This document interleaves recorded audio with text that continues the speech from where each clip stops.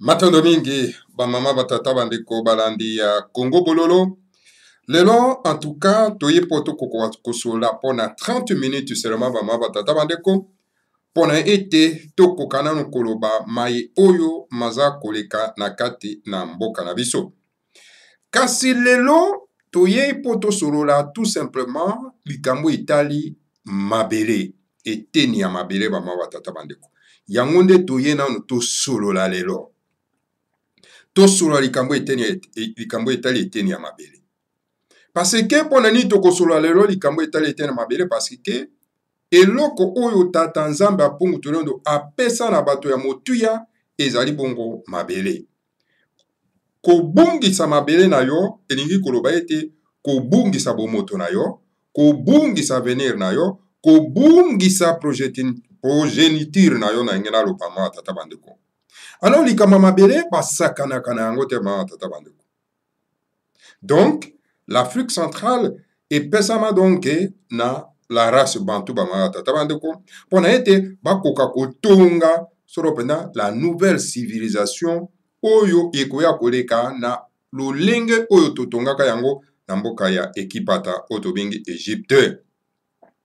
Alors esengeli moko na moko wa biso ayeba importance wana ya likambo etali mabele. Soki moko na moko na biso ayebe importance ya mabele te eyiko toza isusu bayimboka te na kati ya mokili oyo. Yango na esengeli politicien moko na moko azala na kati na ye na bopikiliki pona koyeba ko défendre mabele. Politique na ye ezali concerné pona likambo etali ko batela mabele bama batata bandeko. Un politicien yon surtout aza ko s'hazarder pona ete akwa ko bebisa mabele, c'est un faux politicien. Esengeli to bamba ye mabanga alongwa pembe na biso bama batata bandeko bana lesanga atimati. Lelo tokoloba likama mabele. Tokolobela mabele. Kasi avant tokenda kuna, liboso ke tokenda kuna likama mabele, tokopesa bino bele likambo etali sango oyo ezali koleka na kati na mboka bama batata bandeko. Ba américain balobi ete bango bakokenda ko investir na Congo te. Bakokenda ko investir na Congo te pona ni parce que garantie ya sécurité na kati ya mboka na pona biloko na bango ezali te. Pona nini? Chilombo alias Félix aza na pouvoir te na maboko et que Hippolyte Kanambe alias José Kabila aza kokoba solo pena en tout cas ko piloter mboka na biso ba matata bando. Et c'est pour cette raison donc ba homme d'affaires ya ba américain ba ko investir na kati na mboka na biso te. Likambo le grand maître Fumada se masila ki koloba ngo ba matata bandeko. Asilaki koloba yango epa wapi ete boye ya Chilombo eko changer pasi na biso te. Ezali tout simplement tata bandeko perte ya temps. Alors la meilleure solution pour na mboka na biso ezali tout simplement ko benga na Hippolyte Kanambe par un soulèvement populaire. Bandeko bana somi ya mboka ya Congo. Esengeli koyeba ete problème na biso ezali problème ya occupation. Eza problème ya démocratie te ndenge bandeko baza koloba. Démocratie basala kango na bapaya te. Démocratie basala kango na bayimboka bakolo mboka po bayeba ndenge ni bakotambusa mboka na bango. Mena mboka na biso mwa bato misato oyo bazali architecte ya occupation ya mboka na biso. Hippolyte Kanambe na leki na ye Joe Kanambe na ndeko na tata mwasi na ye Jeannette Kanambe. Botala ndenge baza koreye na kati ya mboka race bantu. Trois sont tous des Tutsis rwandais. Mais bandeko na ngai. Biso bakolo mabele to mitika manipuler na mwa bato oyo misato ya pamba. 85 millions ya race bantu. C'est pas possible.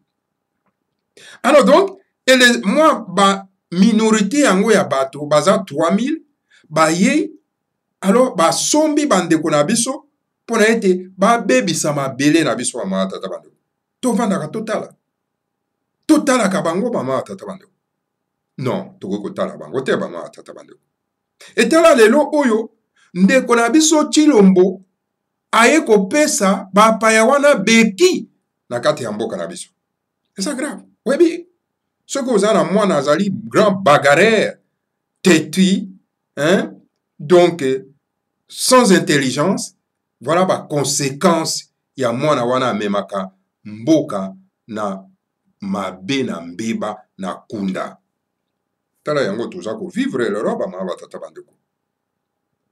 Tala un homme bagarreur, un petit bagarreur na kati ya Congo central, kune sika bandaki kotanga. Et tala akoli na bizaleli wana, mais tala lelo résultat yango toza komona. Lelo akamata ke kopesa beki na bapaya Tshilombo alias Félix. Ake kopesa beki na bapaya po bapaya bavanda na kati na mboka na biso wa matata bana. Quel crime! Bama tata bana. Alors voilà. Kuna na kati ya mboka bomonaki Tshilombo afandaka lisusu na Kinshasa te aza kosala kaka bava bien. Hippolyte Kanamba tinda yende ya koto yo akinda yende boye akomi mwana mosala ya Hippolyte Kanamba. Dernièrement akei na Boyoma po akenda ko inaugurer pont ya 30 mètres si 15. Bama tata bandeko. Un moto abengi mokonzi akenda ko inaugurer pont ya 30 mètres. Tala ndenge Hippolyte Kanamba azosakana ya bama tata bandeko. Hippolyte Kanamba ake kokuta na ye na cité oya pona ko menacer ye que non allez fais vite au tia gouvernement. Ye alobi oui à mon ordre chef. Mais c'est grave. Bama tata bandeko. Et pourtant molobi que non, mais écoutez Tshilombo azali kinois abotami na Kinshasa. Mais où est qui kinoiserie na ye? Devant mopaya ou akoli na zamba aza kofuka mama tata bandeko. Mais c'est grave. Tshilombo alias Félix azo kopesa bapaya beki bama tata bandeko. Tala kenda na Katanga ndenge mituka eza komema minere ndenge baza kopie Katanga. Et pourtant bikita wana nzambe atiaki na mabele ya bakatange ezali parce que batonga banzela basala ba izine parce que bakita wana esilaka. Tango yango ekosila bakotikala na banzela na ba izine oyo bakosala ngo makambo mosusu pona développement ya mabele na bango. Mais bango batiki yango bapaya basakana na yango bapie ndenge baza kopie. Et bango bayembelaka bapaya wana jali obama tata bando. Ezali grave. Les Katangais, c'est un peuple, sont des peuples maudits. Bama tata baza maudit, hein? Baza maudit. Tala bango wana bache beki na commandant Raos oyo azali mopaya. Bama tata bandeko po apiller les bois ya bana Équateur. Lelo nga na ye lelo pona ko s'adresser na bandeko na biso bangala. Na ko s'adresser na bandeko na biso bangala pona koloba na bango boye. Bandeko bangala bo fungola miso, bo fungola pe matoi. Bangombe. Bamie fungola ni matoi okeni. Bami fungola ni matoi okeni. Ngando yene di ngande bino. Editi ngande batuti. Alors, bande kuna biso ba mongo. Botelema. L'air ekomi ya bato na bato bakoka kobundela mabere na bango. Nous proclamons l'État autonome de la Mongala, l'État autonome de la Mongolie, État autonome de la Mongala. Il faut faire partie de pas ya isanga ya timati ya ino de timati. Et sengeli toko kakoye bangwete. La République démocratique du Congo ezali création ya bakoko na biso te. L'ère ya ko détruire kimbambalango yango ese koki. Parce que tomoni ba tribu mosusu mabota mosusu ba nation naturelle mosusu ba komi ko collaborer na bapaya pour ba détruire ba poche d'attache na biso ba tata bandeko. Il est temps que tout se réveille. Il est temps que bana bangala ko proclamer l'état autonome na biso et pas wapi aucun touti akoki koya na mboka na biso wana tata bandeko po asa jardin akoma chef na kati na mboka na biso. Il est temps l'ère yango ese ekoki mpona kodétruire kimbambala oyo tobengi yango solo mpena en tout cas la République démocratique du Congo. La République démocratique du Congo, c'est une création à étranger, à colonialiste. Bakoko na biso ba créaki yango te. Et d'ailleurs, tango bango bayaki ko créer la République démocratique du Congo, bakoko na biso ba boyaki. Bokenda na malita, botuna bakoko na biso. Est-ce que bino bondimaki était création ya mboko babenge la République démocratique du Congo? Bakoyebisa bino te. Et d'ailleurs, la République démocratique du Congo tango ba créaki yango, ba ke ba kati mindelo ya lokuta, ba koko na biso balelaki. Nos ancêtres ont pleuré tango ba colonialiste ba yaki ko kata mabele na biso. Lokola bango bazalaki impuissant pona ko défendre mabele na bango, ba pesaki liloba. Balobaki boye bofunga mato boyoka. Balobaki bino ba colonialiste bolongi biso. Kasi bana na biso bakoya 4e génération. Bakoya ko buka mindelo oyo. Bakozala na liboso na bango un grand architecte monene oyo akotelema pona ete akoka na bango lisanga moko ko détruire solo pena en tout cas kimbambala oyo boye ko sala awa na kati ya mboka na biso.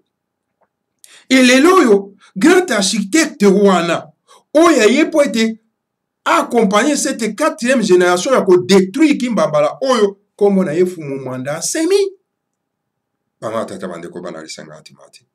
C'est lui qu'on a promis que na ekeke wana moko akoya po ete accompagner bana ya bilaka po ete bako akobuka mindelo oyo esengeli RDC o ezali kimbambala to buka yango. Po soki to buki yango te bapaya bakokoma roi na kati ya mboka na biso.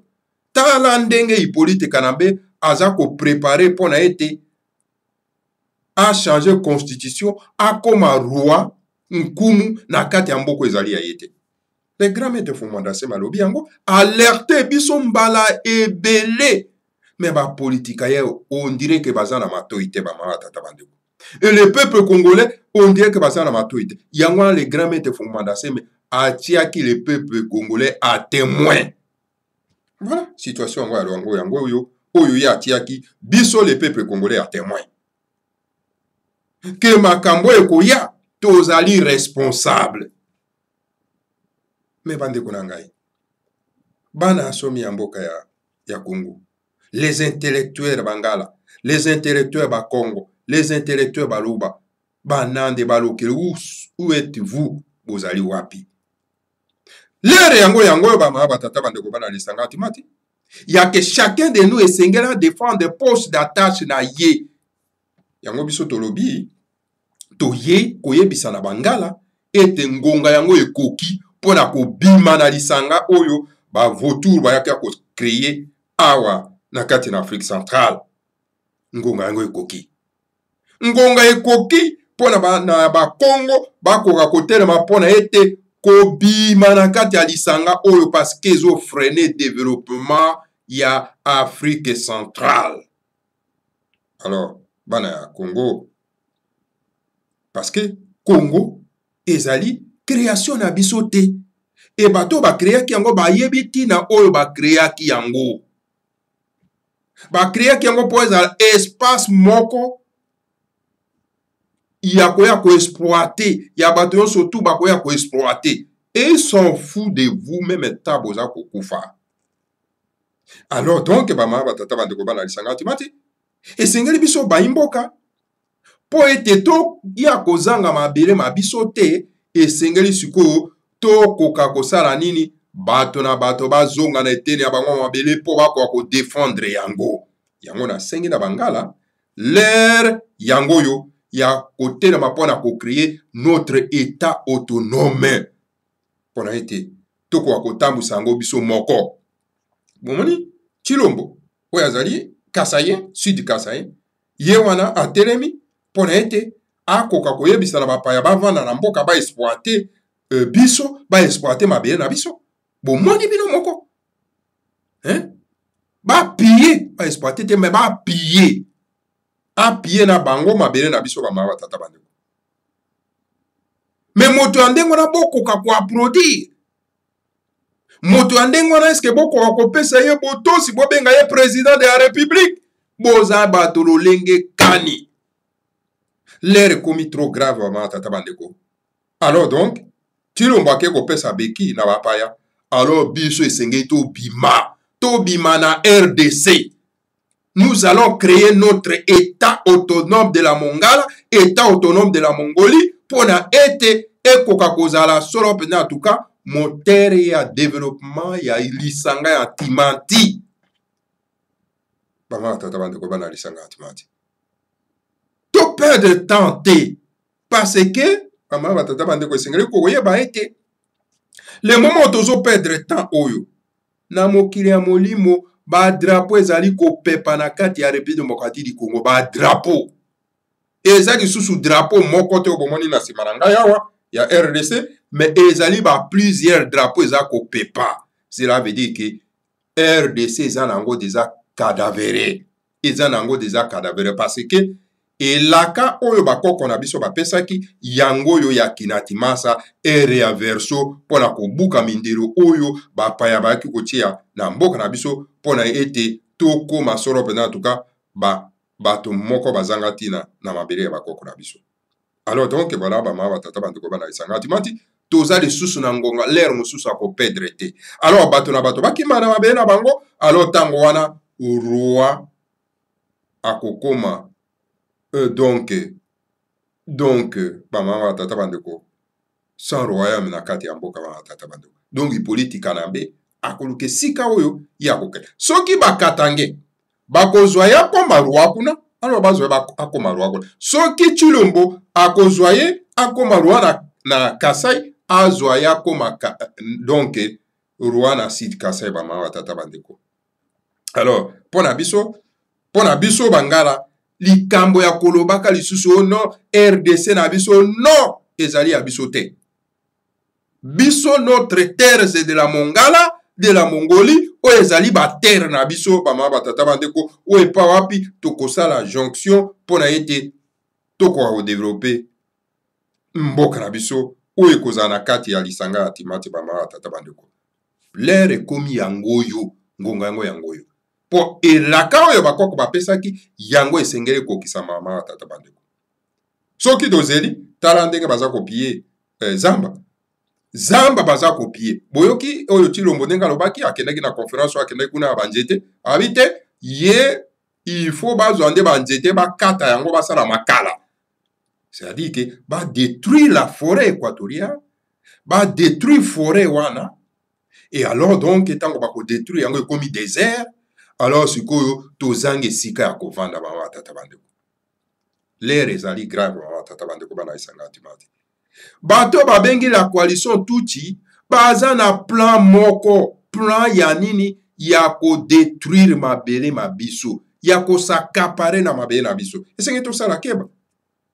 Alors ko sala keba to ko sala cela veut dire que bato na bato ba proclamer état autonome na bango. Oui, pas wapi en tout cas, bako tambusa yango bango moko. RDC ce n'est pas affaire ya toute la race bato parce que biso bato to créer ki yango te, eza ba pa ya bato ba créer ki yango, bango moko ba yebaki pourquoi ba créer yango pour eza l'espace na bango pour exploiter bama tata bana. Alors pour to s'approprier na mabele na biso et sengeli donc chaque province, hein? Donc province moko na moko ekoka ko proclamer état autonome na yango bama batata bandeko parce que bafandaka na lisanga oyo eza ko procurer bino bonheur, lisanga eza ko procurer bino bonheur te pona nini bokoka kofanda kenda na Équateur ndenge komi gros village bama batata bandeko. bongo bokovanda na lisanga oyo ezoprocure bino bonheur te bovandi kaka na kombo ya lisanga. Non, bama batata bandeko, toyaki na mokili mpona ete tokoka développer, je vais dire, tombola plutôt lopango na biso, c'est-à-dire que poche d'attache na biso.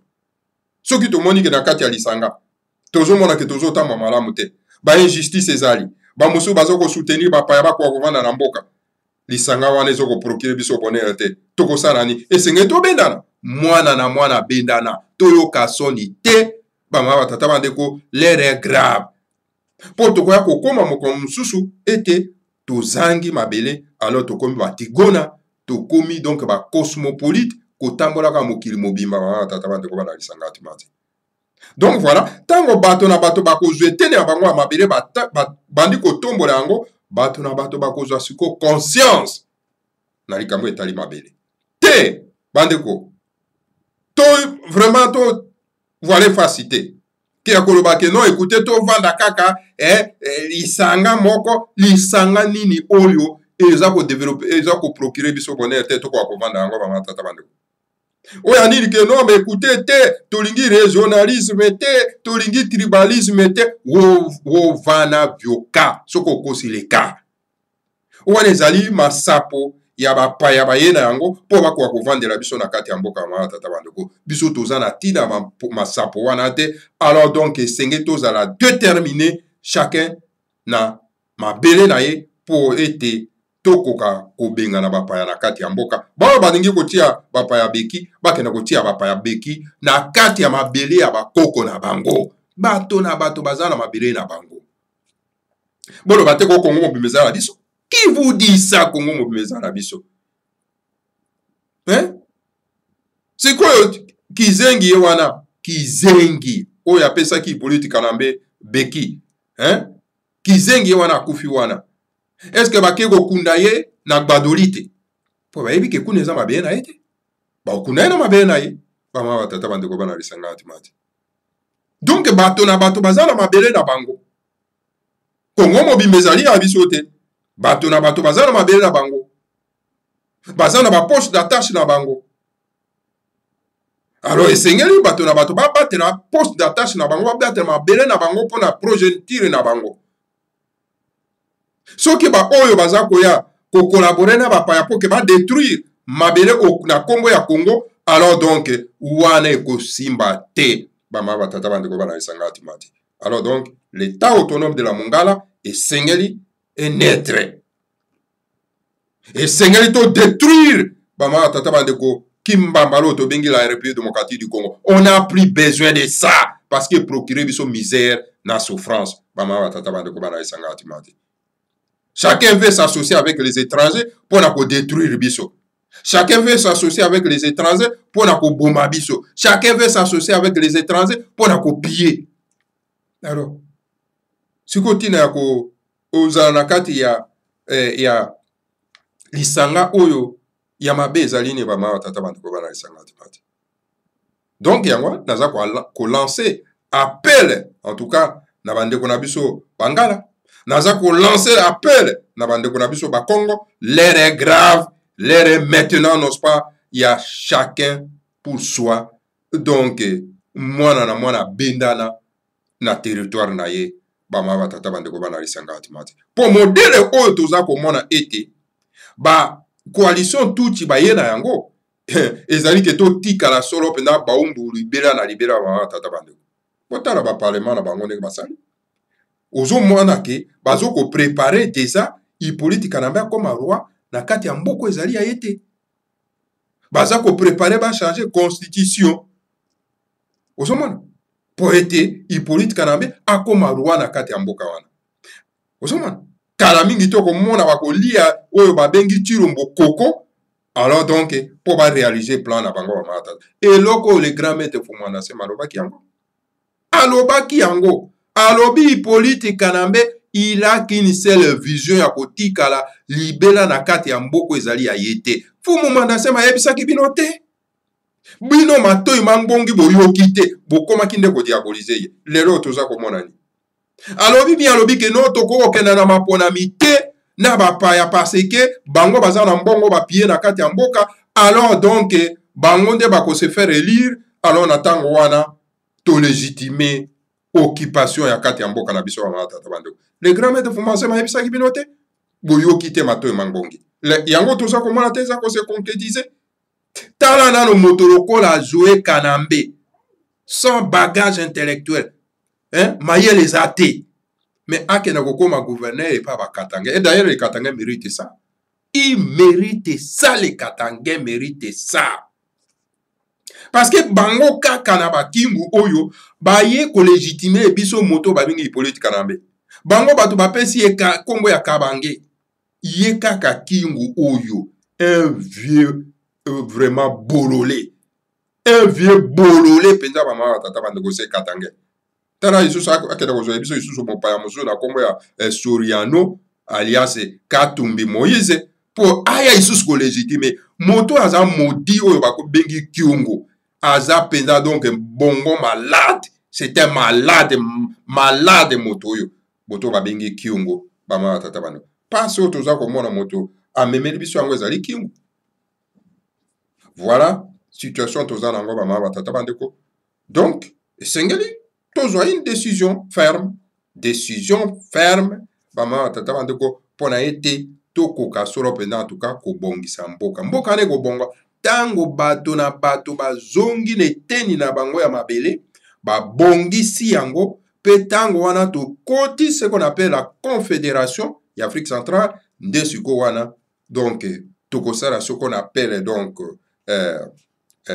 la compétition des peuples kotala ba peuple oyo baza ba futa na ba peuple oyo bazali solo pena en tout cas ma tata bandeko na excellence. Voilà bama tata bandeko bana lisanga antibati wana ezali éveil patriotique bandeko na biso bangala to lancer des amours. Alors omoni wana to lati zeda tricot ya état autonome de la Mongala.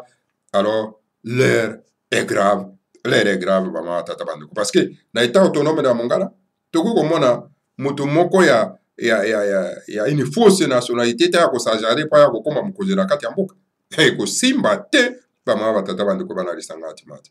Voilà. Deuxième point, tokosolola bama tata bateko na likambo etali solo pena en tout cas mausolée ya Tshisekedi. Donc voilà, Chilombo na groupe ya babandi na ye baza ko préparer pona ete ba ko kosala mausolée ya Tshisekedi, Etienne Tshisekedi wapi na Nsele nde baza ko préparer po ba kena kosala ngo tata bandeko. Mais bama tata bandeko, est-ce que monsieur Tshisekedi aza na mboka te po Kinshasa toyaki koya toza chacun de nous aza na ba poste d'attache na ye mais toye na Kinshasa kosala mosala mais tango yo ozongi na mokili ya molimo esenge bakende kotika yo na mboka na yo mais ndenge nini vraiment donc moto oyo akomeli boye azongi na mokili ya molimo olie bazwa ye bakende kotika ye na mboka na ye na kabi ya Kamwanga bakende kotika ye na Kinshasa oyo ezali mabele na ete. Est-ce que bato baza ko raisonner kenda kotika ye na kabi ya Kamwanga de façon que bato bakenda kosala ka tourisme kuna oyo kokotsa mboka na village wana siko boya kotika ye na kati ya Nsele ezali mabele ya bakongo okende kotika ye kuna en fonction de quoi? Est-ce que bato baza ko raisonner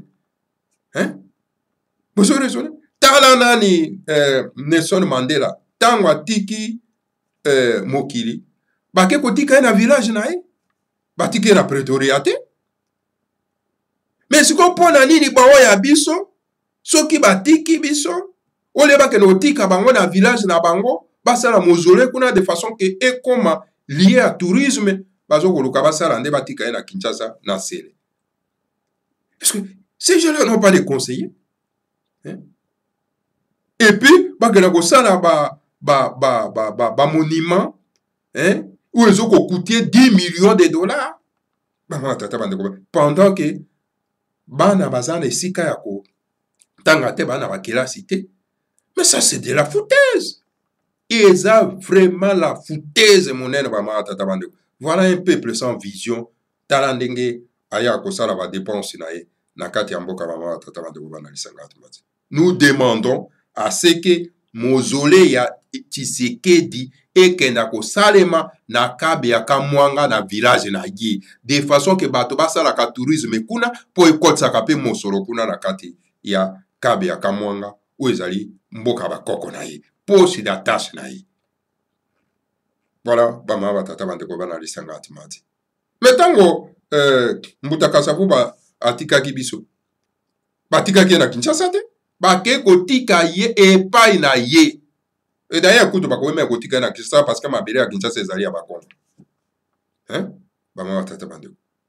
Mais ça c'est quoi ça? Bah tu vas ko réfléchir sous te. Aucun débat sur ça. Bah tu vas ça la débat yango te pona ko lakisa ba imboka ete c'est la foutaise ya ko penser que non et sengeli ba la mausolée ya Etienne Tshisekedi na nsele na ma belle ya bakongo. Chacun a sa terre. Toyeki na Kinshasa pona koluka kosala. Alors tango otiki biso esenge bazongisa wana mboka na yo.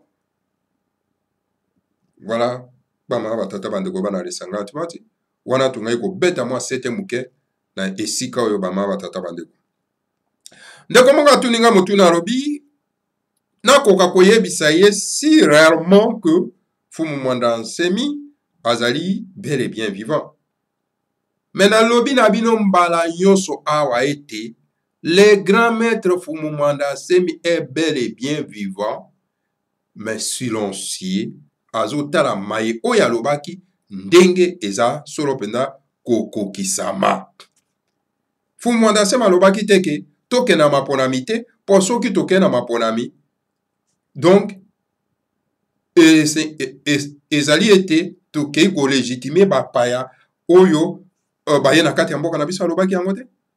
Alobi donc na sima maponami ya tokoza na crise ya légitimité. Est-ce que lelo toza na crise ya légitimité te?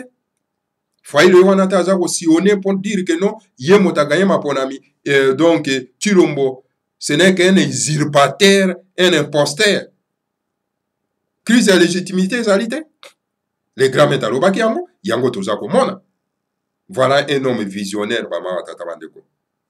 Alobaki na bino te esengeli donc ba imboka bo baza na esprit patriotique bako kotelema mpona kompeshe ba maponami oyo eza ko mema biso mpona ko légitimer bapaya na kati ya mboka na biso. Parce que la classe politique congolaise est médiocre sans esprit patriotique. Est-ce que la classe politique congolaise est médiocre? Baza ko préférer ko légitimer bapaya na kati ya mboka na biso. Pe baza ko yembela bango jalelo. Tala moto babengi Makila. Bobengi c'est un politicien? C'est un vagabond politique, politicien. Un vagabond. C'est un vagabond. Pour lui, ce qui compte, c'est l'argent. Ce n'est pas la personnalité ni la terre. Un vagabond. C'est un kourouna politicien. C'est un kourouna. Tala moto kwa baba bobongongo. Hein? Bama tata bandeko bana lisanga atimati. Est-ce que wana eza bato? Hein? Bayebi ke bato oyo baza bapaya. Esengeli te to collaborer na bango, esengeli to benga na bango po to récupérer mabe na biso po to bongisa yango. Tala ndeka ba pie mboka. Tala i politique na mbende ka komi millionnaire. Tala leki na ye Izoué Kanambe a komi millionnaire na kati ya mboko ezali ya yete. Tala Jeannette Kanambe ozali tata mwasi na eta ndeka komi na mbongo ebele. Mais il faut uzala un peuple foutard. Aye na tata mwasi na ye akosa la ke leki na ye il passe hein. Donc vraiment donc et bateau ils acceptent les choses comme ça. Hein? Mais bateau mokili bazo mona biso pena un peuple foutard. La race est bantou. Un peuple foutard. L'air est grave, ba mama tata bandeko bana lisanga mati ya kolongola solo pena cette humiliation. Ya kolongola humiliation ba mama tata bandeko. Et humiliation le kolongwa toko kamwisa mokili tango toko benga na bato yo pa un soulèvement populaire. Nde na tango wana mokili ko kamwa pe ko pesa biso ba imboka bo tous respect. Soki to boy soulèvement populaire Alors donc, bama tata bandeko bana lisanga atumati, esenge mwana na mwana bena na mboka na ye. Po oyo etikali kaka yango wana bama tata bandeko. Twana tina kozala na lisanga ya bozoba te. Alors il faut que les voix s'élèvent. Bandeko na biso ba Congo, il faut que les voix s'élèvent. Bangala botelema bozaka kozonga sima. Hein? Bozaka kozonga sima. Na tango ya colonisation belge, tango bandeko na biso ba Congo batelemi pona ete toluka indépendance bino kaka botelemi bo bino boyebi kosala tonga te, alors donc boko mema biso lipanda litoke na lipanda wapi. Mais tango ekomi ya ko goûter le goût ya politique, bokangami libéra wa tata bando pour ne rien faire. Il est temps maintenant, devant cette occupation à Touti, il y a coalition Touti, il est temps que totalement tous ensemble pour nous débouter ces gens-là dehors, dehors, babima. Tant na tina na bango na kati ya mboka na biso te ba tata bando. Baye pour na copier, pour na ko tuer, tala ndenge ba fausse commune tondi na kati ya mboka. Ba piller, ba bomi bandeko, ba tie bango na ba fausse commune. To vandi totala bango. To continuer toujours koyembela bango jalelo. Bon continuer toujours kokufa. Bon kangi milongo parce que boza kobanga. Vous avez peur de quoi? C'est votre terre. N'ayez pas peur, les journalistes. Vulgarisez la foule.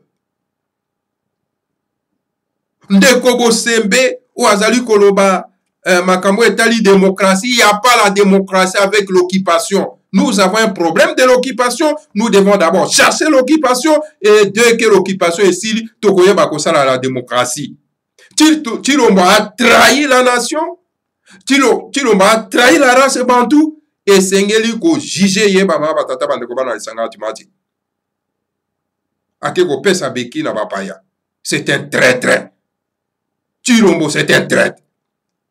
Alors, il faut que Baimboka boko akotelema. Hein? Bon, yon surtout baké na ba parlement ya occupation pour na ko légitimer cette occupation, ce sont des collabos. Et vous savez le sort des collabos? C'est lapidation. Il faut que lapider bango. Voilà, bama watata bandeko bana lisanga atumati. Maye oyo na koyi ko memela bino na poko na lelo. Pona likambo etali éveil patriotique bama watata bandeko bana lisanga atumati. Le grand maître Fumana Semi est bel et bien vivant. Azako tala, azako yoka, pe azako tala maye oya lobaki ndenge zako kokisama. Bama watata bandeko bana lisanga atumati. Mutako ko sabino teke ono, Hippolyte Kanambe, Aboma Fumumada Semi, Hippolyte Kanambe est incapable d'éliminer le grand maître Fumumada Semi. Incapable. Ces voleurs, ces voyous, ces kuluna tuti rwandais, oyaye, nakati amboka na biso pe ba imboka bazako komisa ye roi, nakama na mabere ba koko na bana. Voilà, Bangala, l'état autonome de la Mongala, et sengele ko akomonana, pona été to bongisa to tonga mboka na biso parce que tokoki kotikela ba commando raos ba pie mboka te ndenge baza ko pie ba nzete koteka yango na libanda kozwa concession ya ba nzete na biso mpona ko pie yango. Alors soki bomoni ebo lapide ye c'est kuluna ya coalition tuti na kombo ya raos bama batata bandeko bana lisanga atimati na tondo mingi na bino banso oyo bolandi biso na poko na lelo. Alors donc boko batizo ko yoka kolanda pe ko partager Congo bololo pour éveil patriotique bama batata bandeko. N'ayez pas peur. Molimo ya wonga esengai kolongolango. Molimo ya kobangi esengai kolongolango pona ete to bunda etumba mabele. Ikamwa mabele basakana kanango te bama batata bandeko bana lisanga atimati. Ikama mabele base sacrifier kapona yango. Pamba te ezali eloko ya motu ya oyo tata nzambe apo mutu lendo apesaka na baimboka. Matondo mingi na bino banso bolandi biso. Que le Seigneur à Congo vous bénisse tous. Bénisse Fumumanda Semi et bénisse la République fédérale du Congo, Ingeta, Ibobo et Ibobo.